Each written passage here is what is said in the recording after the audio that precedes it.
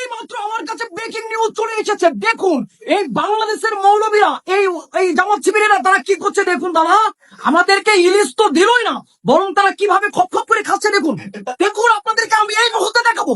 আমি না দেখে পাচ্ছি না। তারা এখানে দেখেন, এখান থেকে শুরু করে এই যে ছোট মৌলবী থেকে শুরু করে একেবারে সব ধরনের মৌলবীরা এখানে রয়েছে। দেখুন দেখুন, এখানে একটা বড় মৌলবী, সে কিভাবে খাচ্ছে। তারা আমাদেরকে এক টুকরা ইলিশ দিল না তারা, কিন্তু তারা এখানে ঠিকই কিন্তু খেয়ে যাচ্ছে। দেখুন দেখুন আপনাদেরকে আমি আজকে সরাসরি এই মুহূর্তে দেখাবো।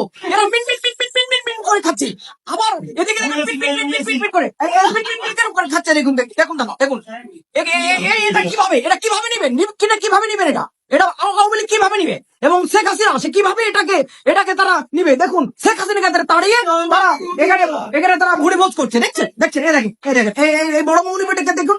দেখুন আবার আবার সে মানে আমাকে টাটা দিচ্ছে। দেখুন, হ্যাঁ, নির্লজ্জার মতো নির্লজ্জ। এই মৌলবীদেরকে এই বাংলাদেশ থেকে কিভাবে তাড়ানো যায়।